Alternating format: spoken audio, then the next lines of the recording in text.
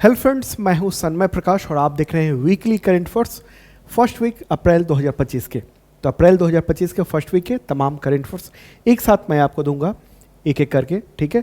और आपको पता होगा कि वीकली, मंथली या ईयरली ये सब हम लोग टॉपिक वाइज करंट अफेयर्स देते हैं ताकि आपको बेहतर ढंग से समझ में आ जाए। तो शुरू करते हैं दोस्तों। और सबसे पहले बताऊं कि जनवरी से लेकर मार्च 2025 का मैराथन वीडियो अवेलेबल हो चुका है। इस वीडियो के डिस्क्रिप्शन में भी लिंक मैंने दे दिया है। वैसे आप सरकारी जॉब न्यूज़ यूट्यूब चैनल पर जाकर ये वीडियो आप देख सकते हैं। इस साल का टोटल 3 महीने का करंट अफेयर्स आपका कवर हो जाएगा इसके ज़रिए। और पीडीएफ भी अवेलेबल है इसका। जिन लोगों ने मेंबरशिप लिया हुआ है या कोई कोर्स परचेज किया हुआ है शार्प लर्निंग ऐप से, वो लोग डाउनलोड कर सकते हैं। तो शुरू करते हैं दोस्तों। और सबसे पहले राजनीति और केंद्र राज्यों के फैसले से रिलेटेड महत्वपूर्ण क्वेश्चन लेंगे। और प्रश्न यहाँ पर होगा कि राष्ट्रपति के सिग्नेचर के साथ ही वक्फ संशोधन विधेयक अब कानून बन चुका है, तो इसके अनुसार वक्फ संशोधन अधिनियम 2025 में क्या प्रावधान है। इसका आंसर होगा उपरोक्त सभी। कौन कौन से? जैसे वक्फ बोर्ड का पुनर्गठन होगा, इसमें 2 गैर मुस्लिम सदस्य भी होंगे। दान की हुई संपत्ति ही वक्फ संपत्ति मानी जाएगी। विवाद की स्थिति में वक्फ ट्रिब्यूनल के अलावा भी अन्य अदालतों में मुकदमे चल सकते हैं, यानी उपरोक्त सभी है। तो ये जो उस पर सिग्नेचर कर दिया इस बिल पर राष्ट्रपति ने, और फिर वो कानून बन चुका है। उससे पहले संसद के दोनों सदनों ने इसको पास कर दिया था, ठीक है। कुछ महत्वपूर्ण पॉइंट्स भी देना चाहता हूँ मैं। और जैसे कि इस नए बिल में क्या है कि प्रॉपर्टी का मालिक वक्फ ट्रिब्यूनल के अलावा जो है ना रेवेन्यू कोर्ट, सिविल कोर्ट या अन्य ऊपरी अदालत में भी अपील कर सकता है। वक्फ ट्रिब्यूनल के फैसले के खिलाफ हाई कोर्ट में अपील की जा सकती है। जब तक किसी ने प्रॉपर्टी वक्फ को दान में न दी हो तब तक वो वक्फ की संपत्ति नहीं मानी जाएगी। वक्फ बोर्ड में 2 महिलाओं और अन्य धर्म के 2 सदस्यों की नियुक्ति की जा सकती है। ये जो है वो प्रावधान दिया गया है। वक्फ का मतलब क्या होता है? मतलब इस्लामिक परंपरा जिसके तहत किसी व्यक्ति ने अपनी संपत्ति धार्मिक या धार्मिक सामाजिक उद्देश्य से अस्थायी रूप से दान करता हो, ये वक्फ कहलाता है। और वक्फ जो संपत्ति है उन सबके प्रबंधन के लिए, मैनेजमेंट के लिए वक्फ बोर्ड होता है और उसके लिए कानून था। उसी में संशोधन इस बार ये किया गया है। और भी काफ़ी डिटेल में अगर जानना चाहते हैं तो इस वीडियो के डिस्क्रिप्शन में शार्प लर्निंग ऐप है, वहाँ जाइए और उसके ज़रिए आप मतलब मेंबरशिप लेके, करंट अफेयर्स का मेंबरशिप है 2 तरह के। एक ISPCS मेंबरशिप है, एक बेसिक मेंबरशिप है जिसमें SSC, टीचर, रेलवे इन सब के लेवल का है। तो उसके ज़रिए आपको ये भी PDF आपको मिल जाएगा। साथ में अगले 1 साल तक अपडेट, पिछले 2 सालों के कंटेंट भी मिलते हैं। अगला क्वेश्चन लेते हैं। किस राज्य सरकार ने कई जिलों के नाम में परिवर्तन कर दिया और नया नाम जारी कर दिया है? किस राज्य सरकार ने? आंसर होगा उत्तराखंड। ये लेटेस्ट जो अपडेट है उसमें। तो उत्तराखंड के जो मुख्यमंत्री हैं पुष्कर सिंह धामी, उन्होंने ये फैसला किया है। हरिद्वार, देहरादून, नैनीताल, उधम सिंह नगर, इन सब जिलों के 15 जगहों का नाम बदलने का ये फैसला किया गया है, ठीक है। जैसे किन किन का? हरिद्वार जो जिला है उसमें औरंगजेबपुर का नाम अब शिवाजी नगर कर दिया गया है। गाजीवाला का नाम अब आर्य नगर होगा। चांदीपुर का नाम ज्योतिबा फुले नगर। मोहम्मदपुर जट का नाम मोहनपुर जट। खानपुर कुर्सली उसका नाम जो है अम्बेडकर नगर। इंद्री शपुर उसका नाम नंदपुर। खानपुरा का श्री कृष्णपुर। अकबरपुर फजलपुर का नाम विजयनगर। देहरादून जिले में जो मियांवाला है उसका नाम अब रामजी कर दिया गया है। पीरवाला का नाम केसरी नगर कर दिया गया है। चांदीपुर खुर्द का नाम पृथ्वीराज नगर कर दिया गया है। अब्दुल्ला नगर का नाम दक्ष नगर कर दिया गया है। इस तरह से नैनीताल में भी ये बदलाव किया गया। हालांकि इस पर काफ़ी विवाद चल रहा है। कुछ हिंदू जो हैं ऑर्गेनाइजेशन है वो कह रहे हैं कि मियांवाला एक टाइटल है हिंदुओं का ही, और वहाँ उस कई खास जाति के लोग रहते हैं जो कि मियांवाला लगाते हैं, ठीक है, टाइटल। तो एक इम्पॉर्टेंट बात रही ये जो मैंने आपको बताया उत्तराखंड, उसकी राजधानी क्या है? 2 राजधानी है। एक तो देहरादून है शीतकालीन और दूसरी है गैरसैंण यानी ग्रीष्मकालीन राजधानी कहेंगे, ठीक है। चलिए आगे बढ़ते हैं। अगला क्वेश्चन। केंद्रीय गृह मंत्रालय ने किस या किन राज्य के कई इलाकों में लागू सशस्त्र बल विशेष शक्तियाँ अधिनियम यानी AFSPA उसको 6 महीने के लिए आगे बढ़ा दिया है? आंसर होगा मणिपुर, नागालैंड और अरुणाचल प्रदेश। 3 राज्यों में, ठीक है। तो ये special arm forces special power act है ना, यानी हिंदी में कहेंगे इसको सशस्त्र बल विशेषाधिकार अधिनियम, शॉर्ट में AFSPA कहते हैं। तो उसके तहत अशांत क्षेत्र घोषित कर दिया है कई सारे इलाकों में इन राज्यों के। एक बार मैप के जरिए भी देख लेते हैं। ओके, तो ये इसमें आप देख रहे हैं प्यारा भारत है और ये पूर्वोत्तर का हिस्सा आप देख रहे हैं, ठीक है। और उसी में से ये जो 3 राज्य हैं कौन कौन से, एक तो ये मणिपुर हो गया, ठीक है, दूसरा ये नागालैंड हो गया और ये अरुणाचल प्रदेश। तो इसके कुछ जो अशांत क्षेत्र है वहाँ पर आफ्पा लगा दिया गया है। इसके ज़रिए क्या होता है, ये जो ना इसके ज़रिए जो सशस्त्र बल है या फिर सेना है जो वहाँ तैनात है उसको विशेष अधिकार मिल जाते हैं कि अगर वो उसकी कार्रवाई से किसी की मौत हो जाती है तो उस पर मुकदमा नहीं चलता है, यहाँ तक कि उसको किसी को भी गिरफ्तार करने, हिरासत में लेने, जाकर पड़ताल करने, यानी जो घरों में जाकर और फिर वहाँ छानबीन करने, इन सब का अधिकार मिल जाता है, विशेष अधिकार मिल जाता है। अगला क्वेश्चन, उत्तर प्रदेश में मार्च 2025 में सौर ऊर्जा उत्पादन पिछले 8 वर्षों में 10 गुना बढ़कर कितना हो गया? आंसर होगा 2653 मेगावाट, यानी 2653 मेगावाट। ओके, देखिए 2017 में सौर ऊर्जा जो उत्पादन की क्षमता थी उत्तर प्रदेश में वो 288 मेगावाट थी, जो कि अब बढ़कर इतनी हो गई है 2653 मेगावाट। तो एक इम्पॉर्टेंट ये बदलाव उत्तर प्रदेश में देखने को मिला है, जो लेटेस्ट अपडेट आया वो। चलिए अब आगे बढ़ते हैं और अब अपॉइंटमेंट यानी नियुक्ति से रिलेटेड महत्वपूर्ण क्वेश्चन लेंगे। और दोस्तों आपको पसंद आ रहा हो तो लाइक बटन दबा दीजिएगा और शेयर कर दीजिएगा, और जिन लोगों ने सब्सक्राइब नहीं किया है उनसे अपील है ज़रूर कर लेंगे। तो क्वेश्चन होगा नियुक्ति से रिलेटेड, केंद्र सरकार ने pension fund regulatory and development authority उसका नया अध्यक्ष किसे नियुक्त किया है? आंसर होगा एस रमन, उनको नियुक्त किया गया है और वो वर्तमान में उप CAG हैं, ठीक है। तो उनको ये जो है ना अध्यक्ष नियुक्त कर दिया गया है। इसका काम क्या है? देश भर में जो पेंशन है, पेंशन से रिलेटेड चीज़ों को देखना, संभालना और उसके रेगुलेशन वगैरह बनाना, ये सब इसका काम है, ठीक है। आगे बढ़ते हैं और अगला क्वेश्चन होगा, केंद्र सरकार ने भारतीय रिजर्व बैंक के डिप्टी गवर्नर के पद पर किसकी नियुक्ति की है? इसका आंसर होगा पूनम गुप्ता, ठीक है, लेडी है और इनको नियुक्त किया गया है 2 अप्रैल को डिप्टी गवर्नर के तौर पर। अगर बात करेंगे कि RBI में कितने डिप्टी गवर्नर होते हैं, तो 4 डिप्टी गवर्नर होते हैं। एक गवर्नर होते हैं जो टॉप बॉस होता है और उसके अंडर में 4 होते हैं। तभी जो गवर्नर हैं वो हैं संजय मल्होत्रा, और जो डिप्टी गवर्नर हैं M राजेश्वर राव, T रविशंकर स्वामीनाथन जे, और नई जो अपॉइंट हुई हैं पूनम गुप्ता इनका नाम है, ठीक है। तो RBI का काफ़ी महत्वपूर्ण काम है देश भर में, ठीक है, तो इम्पॉर्टेंट बात है। अगला क्वेश्चन लेंगे हम लोग, प्रधानमंत्री नरेंद्र मोदी का निजी सचिव इनमें से किस महिला अधिकारी को नियुक्त किया गया? आंसर होगा निधि तिवारी, ठीक है, निधि तिवारी काफ़ी चर्चा में रही हैं ये। तो मंत्रिमंडल की नियुक्ति समिति ने इनको नियुक्त किया है। ये भारतीय विदेश सेवा यानी इंडियन फॉरेन सर्विस IFS अधिकारी हैं और वो मूल रूप से उत्तर प्रदेश के वाराणसी जिले की रहने वाली हैं, और अब इनको वहाँ पर जो है ना वो सचिव नियुक्त कर दिया गया है, निजी सचिव। तो इनका काम होगा कि प्रधानमंत्री के जो जितने भी कार्यक्रम है, शेड्यूल है, इसके अलावा मंत्रालयों से जो कनेक्शन है उन सब में को तारतम्यता बनाना, ये सारी महत्वपूर्ण जिम्मेदारियां हैं। अगला क्वेश्चन, भारतीय बैंक संघ यानी IBA का अध्यक्ष किसे नियुक्त किया गया? आंसर होगा चल्ला श्रीनिवासुलु शेट्टी, ओके। तो वो SBI के चेयरपर्सन हैं और उनको अब भारतीय बैंक संघ का अध्यक्ष नियुक्त कर लिया गया है और उन्होंने MV राव की जगह ली है। चलिए आगे बढ़ते हैं और इकोनॉमिक एक्टिविटी से रिलेटेड महत्वपूर्ण क्वेश्चन लेंगे। और क्वेश्चन से पहले एक चीज़ देख लेते हैं कि ट्रंप की जिद और उसकी वजह से जो दुनिया आर्थिक मंदी की ओर बढ़ने लगी थी, हालांकि उसमें थोड़ी सी रुकावट हुई है, स्थिति कुछ ठीक हुई है, ठीक है। दुनिया भर के शेयर बाजार जो है ना वो डाउन होने लगे थे। क्यों? क्योंकि अमेरिकी जो राष्ट्रपति हैं डोनाल्ड ट्रंप, उन्होंने रेसिप्रोकल टैरिफ लगा दिया था, घोषणा कर दी थी और भारत के खिलाफ तो 26% की, ओके।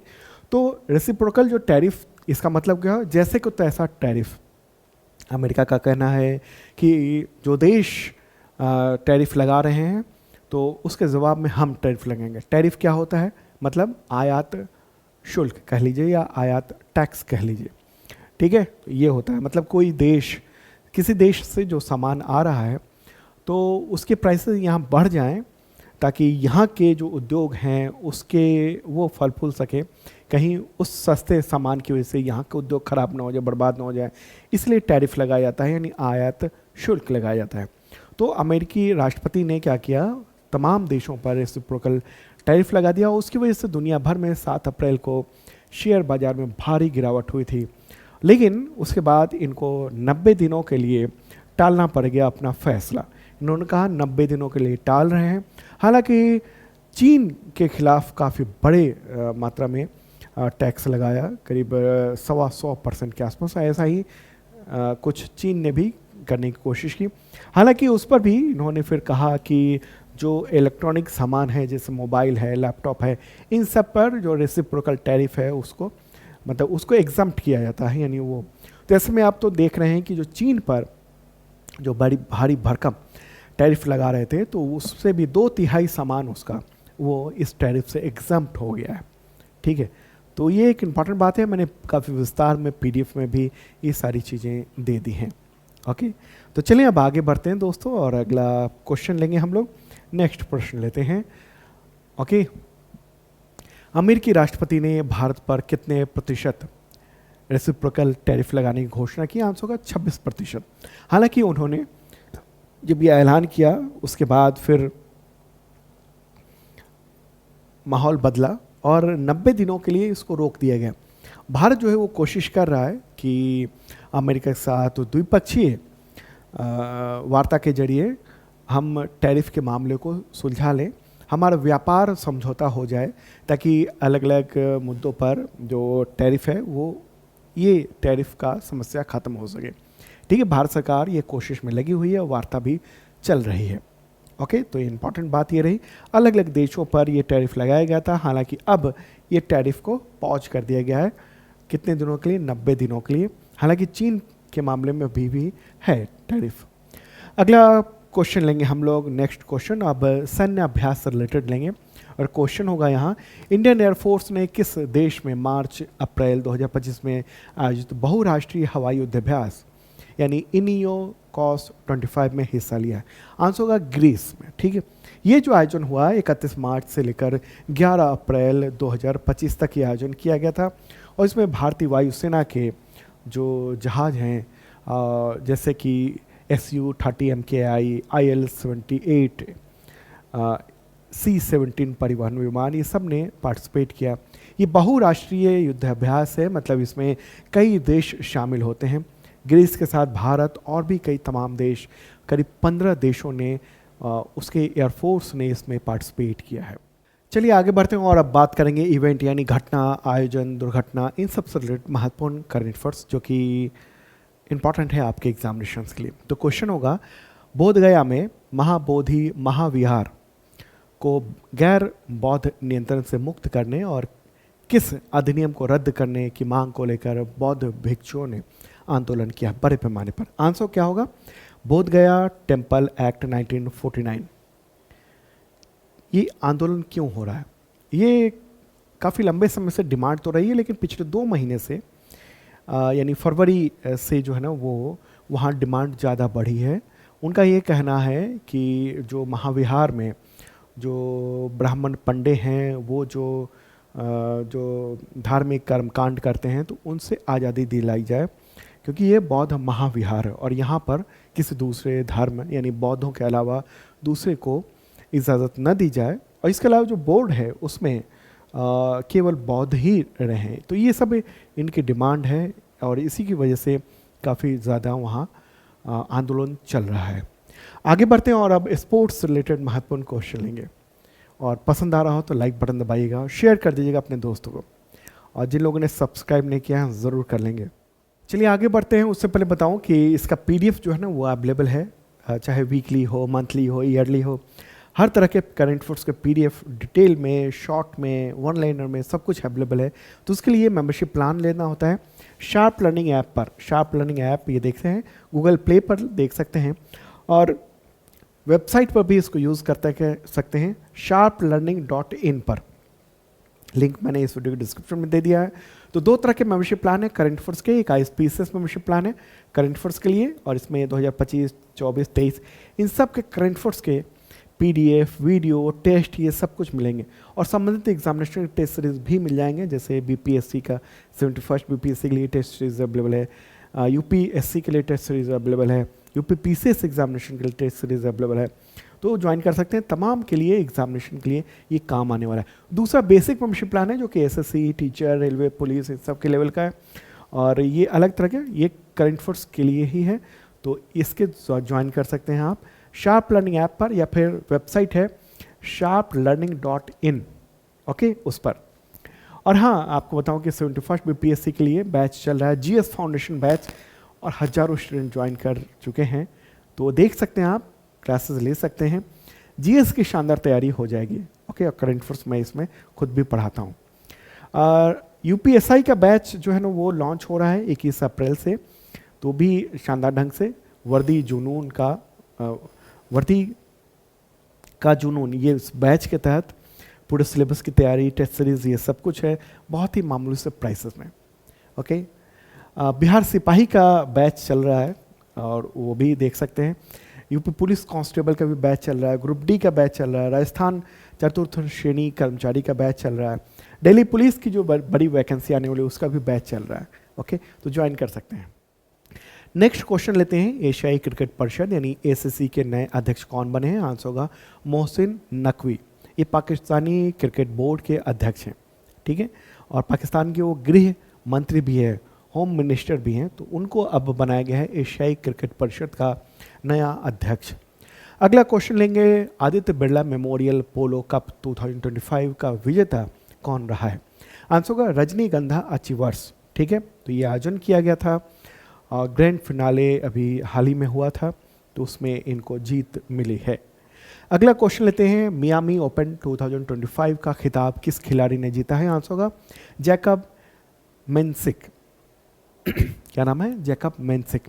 19 वर्षीय हैं और चेक गणराज्य के हैं, ठीक है, तो उन्होंने ये खिताब जीत लिया है। अगला क्वेश्चन लेते हैं, पुरुषों की हीरो एशिया कप 2025 हॉकी जो आयोजन है उसकी मेजबानी बिहार के किस शहर को मिली है? आंसर होगा राजगीर। वैसे तो बिहार को मिली है और बिहार ने तय किया कि ये राजगीर में आयोजन किया जाएगा। बिहार का एक शहर है और यहाँ पर अंतर्राष्ट्रीय स्टेडियम है हॉकी को लेकर शानदार ढंग से। तो ये आयोजन 29 अगस्त से 7 सितंबर 2025 तक ये आयोजन किया जाएगा।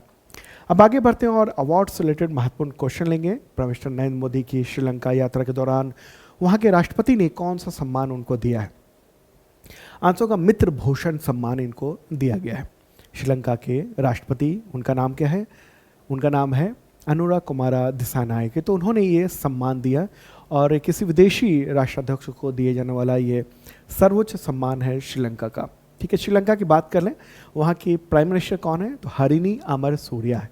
राजधानी क्या है? 2 राजधानियाँ हैं, एक श्री जयवर्धने पूरे कोट्टे हैं जो कि विधायी है यानी लेजिस्लेटिव कैपिटल है, और दूसरा कोलंबो जो कि एग्जीक्यूटिव और न्यायिक है यानी ये कार्यकारी और न्यायिक राजधानी है वो, ठीक है। तो इम्पॉर्टेंट बात रही। चलिए अब आगे बढ़ते हैं और अब इंडेक्स और सूचकांक से महत्वपूर्ण क्वेश्चन लेंगे। UNCTAD की टेक्नोलॉजी और इनोवेशन रिपोर्ट 2025 के अनुसार वैश्विक अग्रणी प्रौद्योगिकियों के लिए तत्परता सूचकांक में भारत की रैंकिंग बताएं। मतलब इस सूचकांक का मतलब है कि जो टेक्नोलॉजी जो है ना आ रही है, बदल रही है, तो उसमें कितनी तेज़ी से कोई देश जो है ना उसको अडॉप्ट करने की कोशिश कर रहा है। तो इसमें भारत की रैंकिंग बताइए। आंसर क्या होगा? इसका आंसर होगा 36, ठीक है। क्या है? 36। UNCTAD ये यूनाइटेड नेशंस का एक ऑर्गेनाइजेशन है। इसका फुल फॉर्म होता है United Nations conference on trade and development. Hindi में कहेंगे संयुक्त राष्ट्र व्यापार और विकास, ठीक है। और इस रिपोर्ट का नाम है the 2025 technology and innovation report 2025, ठीक है। इस रिपोर्ट में ये कहा गया है कि अग्रणी जो प्रौद्योगिकी है उसकी तत्परता में भारत जो है 170 देशों में 36वें स्थान पर है। 2022 में भारत का स्थान 48वां था, उससे बेहतर देखने को मिला है। निजी एआई निवेश के क्षेत्र में भारत वैश्विक स्तर पर 10वां स्थान रखता है। ठीक है, तो ये कुछ इंपॉर्टेंट बातें हैं। अगला क्वेश्चन लेंगे, हुरून ग्लोबल रिच लिस्ट 2025 में भारत का सबसे अमीर व्यक्ति कौन है? आंसर होगा मुकेश अंबानी। ये लिस्ट लेटेस्ट है और इसमें रिलायंस इंडस्ट्रीज के जो चेयरपर्सन है मुकेश अंबानी, वो टॉप पर हैं, सबसे अमीर हैं। ठीक है, 8.6 लाख करोड़ रुपए उनकी आमदनी, या कहें उनकी जो टोटल जो संपत्ति की वैल्यू है वो है। ओके, हालांकि वो यानी मुकेश अंबानी दुनिया के टॉप 10 जो सबसे अमीर व्यक्ति हैं उन सबकी सूची से बाहर हो गया, उस लिस्ट से बाहर हैं। ओके, तो ये देख रहे हैं आप। और भारत में अगर देखेंगे तो सबसे अमीर मुकेश अंबानी, उसके बाद फिर गौतम अडानी है, फिर रोशनी नाडर है, फिर दिलीप सांघवी है, अजीम प्रेमजी हैं, और बाकी नाम ये सब आप देख रहे हैं। आगे बढ़ते हैं और अगला क्वेश्चन लेंगे। हुरून ग्लोबल रिच लिस्ट 2025 में अरबपतियों की सूची में सबसे अमीर कारोबारी कौन है? मतलब यहाँ पर बात क्या हो रही है? दुनिया की बात की जा रही है। इससे पहले वाले प्रश्न में हमने बात की थी भारत के बारे में, और अब दुनिया के सबसे अमीर, तो आंसर होगा एलन मस्क। उन्होंने 5 साल में चौथी बार दुनिया के सबसे अमीर व्यक्ति के रूप में अपना खिताब हासिल किया है। उनकी संपत्ति $420 बिलियन है। ठीक है, जब से राष्ट्रपति बने ना डोनाल्ड ट्रंप, उसके बाद से इनकी संपत्ति बहुत ज़्यादा बढ़ी है, क्योंकि इनके जो स्टॉक हैं, शेयर हैं, इनके प्राइसेस इनकी कंपनियों के बहुत तेज़ी से बढ़े हैं, जैसे टेस्ला और एक्स, इन सब कंपनियों के, इसलिए बहुत तेज़ी से अमीर और ज़्यादा होते जा रहे हैं। तो ये जो है ना, नंबर 1 इलॉन मस्क है, सेकंड स्थान पर जेफ बेजोस हैं दुनिया में, तीसरे पर मार्क जुकरबर्ग, चौथे पर लैरी एलिसन, पांचवें पर वारेन बफेट हैं। तो ये पूरी लिस्ट यहाँ पर आपने देखा है। चलिए आगे बढ़ते हैं, और अब टॉपिक है विज्ञान और रिसर्च, यानी साइंस एंड टेक्नोलॉजी भी कह सकते हैं। ठीक है, और रिसर्च का पार्ट भी है। तो क्वेश्चन होगा, एलन मस्क के स्वामित्व वाली कंपनी एक्स ने भारत के किस पोर्टल को सेंसरशिप पोर्टल कहा है, जिसे केंद्र सरकार ने दुर्भाग्यपूर्ण और निंदनीय बताया और मुकदमा भी ठोक दिया है हाई कोर्ट में? आंसर होगा सहयोग पोर्टल। केंद्र सरकार ने जो है वो 28 मार्च को कर्नाटक हाई कोर्ट को ये बताया कि ये जो एक्स की ओर से जो ये कहा गया है सहयोग पोर्टल के बारे में, वो दुर्भावनापूर्ण है। मतलब हुआ ये था कि जो पहले तो आप समझ लीजिए, जो सहयोग पोर्टल है वो है क्या। ये 2024 में केंद्रीय गृह मंत्रालय ने एक वेबसाइट तैयार किया था। इसमें ये था कि जितने भी ऑनलाइन आपत्तिजनक जो सामग्री है उनको ब्लॉक करने का आदेश वहीं पर दिया जाता है। तो जो बड़ी बड़ी कंपनियां हैं, ये सब जो सोशल मीडिया कंपनियां हैं, जिनको वहाँ रजिस्टर कराना पड़ता है, और फिर सरकार वहीं पर लिस्ट दे देती है कि ये सब आप डिलीट कर दो। ठीक है, इसका रख रखाव भारतीय साइबर क्राइम कोऑर्डिनेशन सेंटर के द्वारा किया जाता है। तो इसी के खिलाफ एक्स की ओर से कर्नाटका हाई कोर्ट में मुकदमा किया गया और कहा गया कि ये जो है ना सेंसरशिप की ओर है, यानी लोगों की आवाज़ दबाने की कोशिश है, जिसका खंडन केंद्र सरकार ने किया है। अगला क्वेश्चन लेते हैं, घिबली क्या है, जो काफ़ी चर्चा में छाया रहा है। क्या है घिबली? आंसर होगा जापानी एनिमेशन स्टूडियो घिबली शैली में एआई जनरेटेड इमेज। ठीक है, और इसको चैट जीपीटी पर लोग अपने तस्वीरें बना सकते हैं। इस तरह की तस्वीरें बन जाती हैं, आप भी रिक्रिएट कर सकते हैं। काफ़ी चर्चा में है स्टूडियो घिबली, और घिबली स्टाइल है, ये आर्टिफिशियल इंटेलिजेंस के जरिए ये तस्वीरें एक खास शैली में परिवर्तित कर देता है। ठीक है, तो काफ़ी चर्चा में रहा है। आगे बढ़ते हैं और अब बात करेंगे निधन से रिलेटेड महत्वपूर्ण क्वेश्चन। एक्टर मनोज कुमार का निधन हो गया 4 अप्रैल 2025 को। तो उन्हें किस वर्ष दादा साहब फाल्के अवार्ड मिला था? आंसर होगा 2015। ठीक है, और पद्मश्री मिला था 1992 में। वो 87 ईयर के थे। मनोज कुमार जो हैं वो लिवर सिरोसिस से जूझ रहे थे। उनकी कई सारी फिल्में काफ़ी पॉपुलर रही है, जैसे उपकार, पूर्व पश्चिम, क्रांति, रोटी कपड़ा और मकान। यहाँ तक कि उनको भारत कुमार के नाम से भी जाना जाता था। वैसे मनोज कुमार का जो असली नाम था वो हरि कृष्ण गोस्वामी था, और दिलीप कुमार को देखते हुए उन्होंने वो कुमार टाइटल के आधार पर मनोज कुमार नाम रखा था। अब आगे बढ़ते हैं और एनवायरनमेंट यानी पर्यावरण से रिलेटेड महत्वपूर्ण क्वेश्चन लेंगे। तेलंगाना सरकार द्वारा हैदराबाद सेंट्रल यूनिवर्सिटी के पास किस जंगल के पेड़ों को काटने का मामला चर्चा में रहा, जिस पर सुप्रीम कोर्ट ने रोक लगा दी? आंसर क्या होगा? कांचा गोची बोवली, ये एक जंगल है हैदराबाद में, उसका फोटोग्राफ ये दिखा देना चाहता हूँ। तो बड़े पैमाने पर यहाँ पर कटाई कर दी गई और आम लोगों ने, जनता ने, और यहाँ तक कि हैदराबाद यूनिवर्सिटी के स्टूडेंट्स ने काफ़ी विरोध किया और ये मामला पूरे देश में फैला। मामला क्या है? दरअसल तेलंगाना सरकार जो है वो हैदराबाद यूनिवर्सिटी के करीब में ये कांची जो गाची बोवली एक क्षेत्र है, वहाँ 400 एकड़ में ये जंगल आप देख रहे हैं, तो उसको आईटी पार्क के लिए नीलाम करना चाहती है। और सरकार का दावा था कि इस आईटी पार्क से करीब 50,000 करोड़ रुपए का इन्वेस्टमेंट आएगा, बहुत सारी नौकरियां पैदा होंगी। और इस पेड़ को, मतलब इन तमाम जो जंगल है, इसको काटने का काम शुरू हुआ था वहाँ के मुख्यमंत्री रेवंत रेड्डी। तो उसी के बाद जब विरोध हुआ कि कहा गया कि हैदराबाद का ये फेफड़ा है, यहाँ से स्वच्छ ऑक्सीजन निकलता है, तो ना काटा जाए, और आखिरकार ये भी हुआ।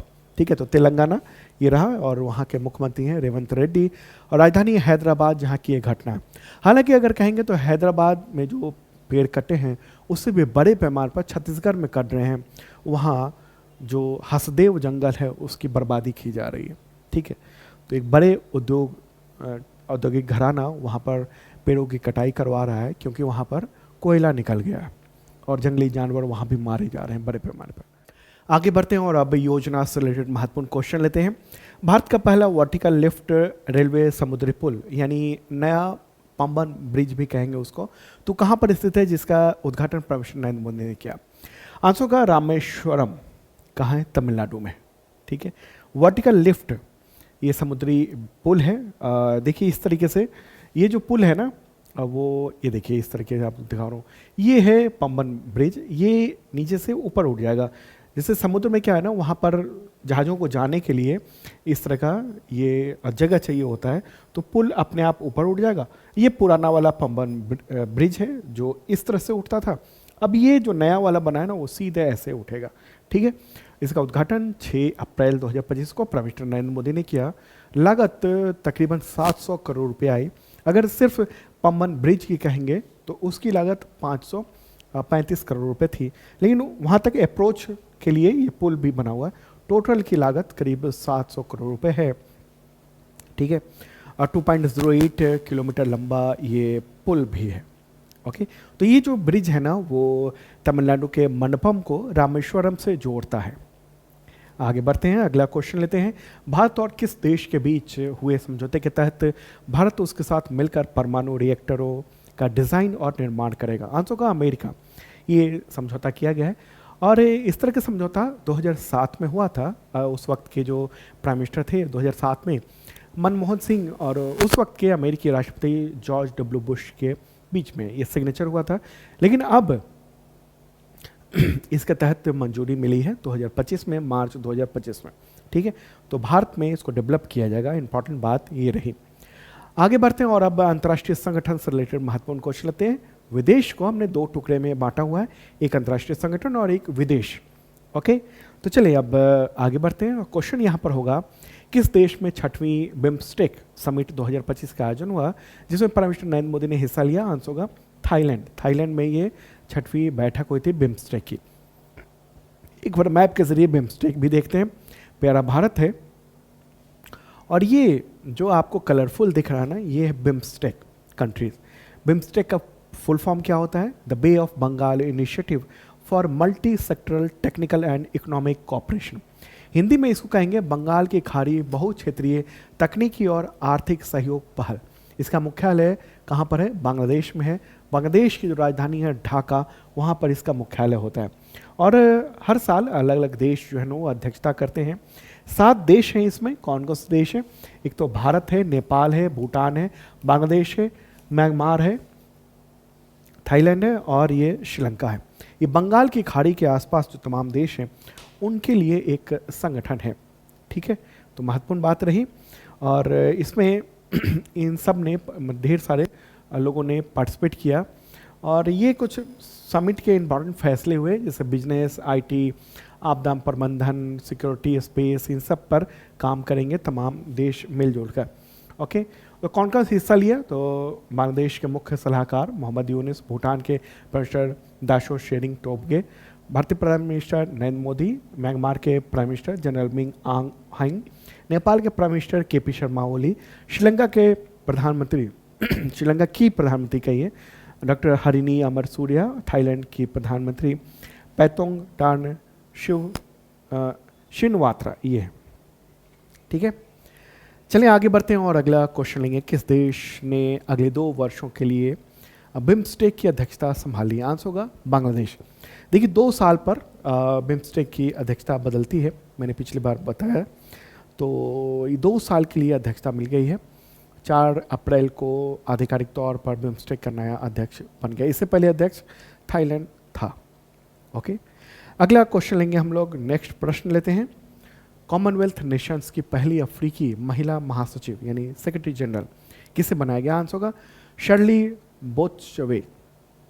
ठीक है, तो 1 अप्रैल को उनको कॉमनवेल्थ नेशंस की 7वीं महासचिव के तौर पर कार्यभार उन्होंने शुरू कर दिया है और अफ्रीकी पहली महिला हैं इस पद पर आने वाली। ठीक है, तो ये जो कॉमनवेल्थ नेशंस हैं वो 56 स्वतंत्र देशों का एक राजनीतिक संगठन है और इनमें से ज़्यादातर जो है ना कभी ब्रिटिश साम्राज्य का हिस्सा थे। इसका मुख्यालय लंदन में, यूनाइटेड किंगडम में, और इसके जो चीफ होते हैं वो होते हैं ब्रिटेन के सम्राट जो कि हैं चार्ल्स तृतीय। अब बात करेंगे विदेश से रिलेटेड महत्वपूर्ण क्वेश्चन। किस देश के राष्ट्रपति और उनके सहयोगी के खिलाफ वहां के 50 राज्यों में हैंड्स ऑफ नामक बड़े पैमाने पर विरोध प्रदर्शन हुए? आंसर होगा यूएसए, अमेरिका में नए नए राष्ट्रपति बने हैं अभी कुछ महीने पहले जनवरी में, और वहाँ पर अभी विरोध गजब का हो रहा है। हैंड्स ऑफ का मतलब ये हुआ कि ट्रंप को ये एक तरह से मैसेज दिया जा रहा है कि किसी भी जो संवैधानिक संस्था है या कोई भी संगठन है, ऑर्गेनाइजेशन है, उस पर बेमतलब में उसको ख़त्म ना करें, परेशान ना करें, मतलब वहाँ से हाथ हटाएं। ठीक है, विरोध प्रदर्शन का जो स्वरूप है पूरे अमेरिका में तक पहुँचा था। अगला क्वेश्चन, किस पड़ोसी देश में राजशाही को वापस लाने और हिंदू राष्ट्र बनाने की मांग को लेकर हिंसक प्रदर्शन हुए हैं? आंसर होगा नेपाल। ठीक है, नेपाल में जनता का एक समूह फिर से राजशाही की वापसी चाहता है और कुछ महीने से डिमांड उठ रही है, लेकिन अभी हाल ही में वहाँ पर राजशाही बहाली को लेकर काठमांडू में बड़े पैमाने पर प्रदर्शन हुए हैं और वहाँ पथराव वगैरह भी किए गए हैं। देखिए नेपाल में राजशाही का इतिहास सैकड़ों साल पुराना रहा है, लेकिन वहाँ राजशाही ख़त्म हो चुकी है और लोकतंत्र वहाँ पर बना हुआ है। ठीक है, लोकतंत्र है और ऐसे में मतलब 2008 की बात है जब नेपाल को संवैधानिक गणतंत्र के रूप में घोषित कर दिया गया था और करीब 240 साल पुरानी राजशाही समाप्त कर दी गई थी। वहाँ के जो राजा थे, पूर्व राजा, उनको अधिकार उनके कुछ भी नहीं है। ठीक है, तो ये इम्पॉर्टेंट बात है। पड़ोसी देश है तो इसलिए चर्चा में ये रहा है। पड़ोसी देश नेपाल, तो उसके जो प्राइम मिनिस्टर हैं कौन है? केपी शर्मा ओली, और राष्ट्रपति हैं रामचंद्र पौडेल। अगला क्वेश्चन, नामीबिया की पहली महिला राष्ट्रपति के रूप में किसने शपथ ली है मार्च 2025 में? आंसर होगा नेटुम्बो नंदी नदय तो वाह। ठीक है, तो ये बन गई है नामीबिया की 5वीं राष्ट्रपति हैं और पहली महिला राष्ट्रपति के तौर पर हम कहेंगे। एक और नामीबिया देख लेते हैं क्योंकि उससे हमारा लगाव भी है। क्यों है? चीता जो है ना हमने वहाँ से मंगवाया है। ठीक है, तो वो है अफ्रीका में, और अफ्रीका में इस जगह पर ये नामीबिया है। ओके, चीता हम लोगों ने नामीबिया और साउथ अफ्रीका दोनों जगह से मंगवाए हैं। ये नामीबिया है, वहीं की नई राष्ट्रपति अब बन गई हैं। अब आगे बढ़ते हैं और जीआई टैग से रिलेटेड क्वेश्चन लेते हैं। किस राज्य के प्रसिद्ध सौदागरी ब्लॉक प्रिंट को इसके अनूठी शिल्प कला के लिए भौगोलिक संकेतक यानी जीआई टैग मिला? आंसर होगा गुजरात। ठीक है, तो ये सौदागरी ब्लॉक प्रिंट जो ना अहमदाबाद के जमालपुर के कारीगरों के द्वारा तैयार किया जाता है और कपड़ों पर हाथ से बनाई जाती है एक कला। ठीक है, प्रिंट करके। तो इम्पॉर्टेंट बात रही। आगे बढ़ते हैं और अगला क्वेश्चन लेंगे हम लोग।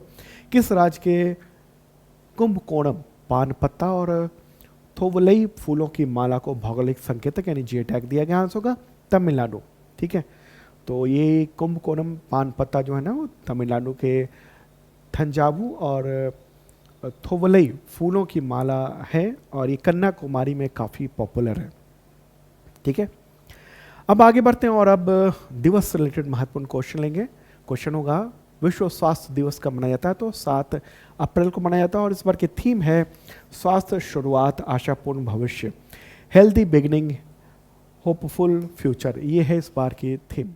अगला क्वेश्चन लेते हैं, विकास और शांति के लिए अंतर्राष्ट्रीय खेल दिवस कब मनाया जाता है, तो है 6 अप्रैल को। संयुक्त राष्ट्र महासभा ने दिवस घोषित किया हुआ है। राष्ट्रीय समुद्री दिवस कब मनाया जाता है, तो 5 अप्रैल को मनाया जाता है। अगला क्वेश्चन, अंतर्राष्ट्रीय खदान जागरूकता और खनन कार्य सहायता दिवस कब मनाया जाता है, तो 4 अप्रैल को मनाया जाता है। भारतीय रिजर्व बैंक यानी आरबीआई का स्थापना दिवस तो 1 अप्रैल को मनाया जाता है और 1 अप्रैल 1935 में कोलकाता में इसकी स्थापना हुई थी, बाद में मुख्यालय मुंबई में शिफ्ट हो गया था। और अभी जो गवर्नर हैं वो कौन है, संजय मल्होत्रा।